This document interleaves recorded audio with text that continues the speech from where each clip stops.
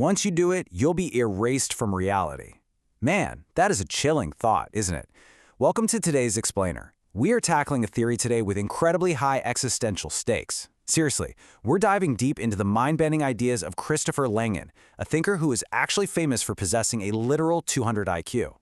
We are exploring his highly radical framework known as the CTMU, the Cognitive Theoretic Model of the Universe. Now, don't let the name intimidate you. This isn't just another dry physics equation on a chalkboard. It's a profound model that completely redefines God, reality, and human consciousness right from the ground up. Here is our roadmap for today. We'll start by decoding the language of reality, then explore God as the highest identity, examine the anatomy of evil, descend into hell as existential unbinding, and finally, work our way up the path to perfection. Okay, let's dive right into this. Section 1. The Language of Reality, Decoding the CTMU. To really wrap our heads around Langan's model, we kind of have to flip our normal view of the universe entirely upside down. You know how most scientific models treat the universe like a big, empty box just full of random physical objects bumping into each other? Well, the CTMU proposes that reality is actually a self-processing, self-referential system. Basically, reality isn't just a dead, inert stage where things happen. It's an active, logical participant in its own existence. Langan calls this SCPL, which stands for Self-Configuring Self-Processing Language. Okay, I know, that sounds like a massive mouthful of academic jargon, but think of it this way. Instead of a cold mechanical machine, reality is actually a lot more like a giant living mind. It's this logical structure that's constantly processing information to ensure its own coherence. It talks about itself, defines itself, and literally evolves itself from within. Let's move to the next concept and see how this builds, because this logical structure applies directly to us. In the CTMU, your identity isn't just one simple dot. It's what's called a stratified identity, made up of layers. You have the physical layer, right, your body, then the mental layer, your consciousness, and finally, the spiritual layer. In this model, the soul isn't some spooky, floating ghost. It's the total sum of these connected layers. And that spiritual layer, that acts as the ultimate anchor, holding your entire identity together. All right, moving on to Section 2, God as highest identity, the meta-self. Now that we understand this layered structure, it brings us to a really fascinating threshold. Look, if you have any traditional theological preconceptions, you might want to just leave them at the door for this next part. The traditional view usually paints God as a distant ruler, right? Some external supernatural force judging us from afar. But the CTMU views God as the logical, highest level of stratified identity that we all share. God is the meta-self. It's the ultimate reference point uniting all conscious beings. Meaning you aren't physically separated from God. God is the very structure that makes your reality possible in the first place. So let's break down the key traits of this meta-self. It's the ultimate source of meaning and coherence, and it's distributed everywhere within reality. But here is the absolute kicker. Because this meta-self is the bedrock foundation of logic, it is completely self-consistent. And something that is perfectly consistent logically cannot absorb or tolerate its own denial. It must exclude imperfection to preserve its own integrity. Keep that firmly in mind, because it is the absolute key to understanding the darker side of this framework. Which brings us to Section 3, the anatomy of evil, the logic of rejection.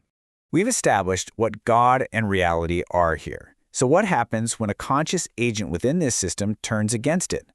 So the crucial point is understanding the difference between your everyday struggles and true fundamental rejection.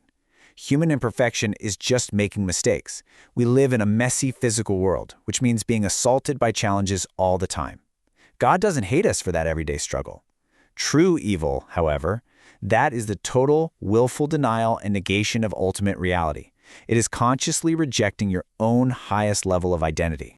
In the CTMU, evil isn't just bad behavior or a minor moral failing. True evil is the act of unbinding reality. Metaphorically, it's like saying the name of reality backwards. It's a calculated, logical act of trying to literally undo existence. And remember when we said the system is perfectly self-consistent? Well, if you introduce a virus that tries to unbind reality, the perfectly consistent system is logically forced to exclude that offending agent. And that leads us to Section 4, Hell as existential unbinding, the unraveling. Now, what's really interesting about this slide is how that necessary logical exclusion takes us into the darkest part of our journey. We're so conditioned to think of the traditional idea of hell, a physical place of fire, brimstone, and external punishment handed down by some angry judge. But in the CTMU, hell is a logical, existential process of unbinding and unraveling identity. It is not divine revenge. It's a self-imposed, natural consequence of rejecting the very structure that holds you together. Take a second and really ask yourself, what happens when you cut the anchor? Imagine the sheer terror of taking that stratified identity we talked about earlier and willfully severing the spiritual layer, your direct line of communication to the highest reality. Without that anchor, the lower mental and physical levels have absolutely nothing left holding them together. The result is a total collapse of meaning. You slowly, inevitably, cease to exist. The source material describes this as becoming invisible and inaudible to God. God can no longer see you, hear you, or accept you because you've logically removed yourself from the system. It is incredibly bleak. If you've severed your soul, begging on your deathbed isn't some magic hack. God simply can't hear you because you've cut the line of communication. You just fade into an existential exile. This concept is perfectly encapsulated right here. Hell is a prison locked from the inside. The experience of hell is shaped entirely by your own beliefs and expectations.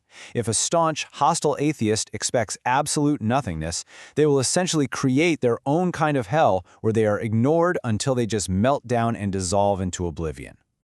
All right, let's step back into the light. Section 5, the path to perfection, the ascent. Because reality is a self-processing language. We as conscious agents have free will. We get to make choices about our alignment. Now, if a soul's connection is severed, healing it is a seriously arduous process. Restoration requires deep, sustained transformation. Just changing your mind on a Tuesday afternoon or uttering a few magic words is nowhere near enough. And crucially, you absolutely cannot fake good acts just for social approval or clout. The ultimate logical structure cannot be tricked. It demands the genuine, authentic reestablishment of your communication with the highest reality. In the CTMU, major historical and spiritual figures are viewed through a purely structural lens. Langan writes, Jesus is the image of human perfection, someone willing to lay down everything and sacrifice himself. Langan views figures like Jesus or Buddha not just as myths or inaccessible deities, but as structural models of total coherence across all identity layers. They're exemplars of maintaining that ultimate connection, even when enduring the absolute worst the physical world has to offer. And this brilliantly illustrates our ultimate takeaway. Perfection in this model is a continuous process of unification. It's not a static state you achieve once like a video game trophy and then forget about. It means absorbing the everyday slings and arrows of ordinary life, enduring the challenges, all while constantly maintaining your harmony with the highest source. It's an active, daily integration of your physical, mental, and spiritual self. Which leaves us with a pretty profound question to end on. Are you aligned with the ultimate structure of reality, or are you unbinding yourself? Think deeply about your own existential trajectory today. Thank you so much for joining me on this incredible journey through the source material of the CTMU. Until next time, keep learning, keep questioning, and keep aligning.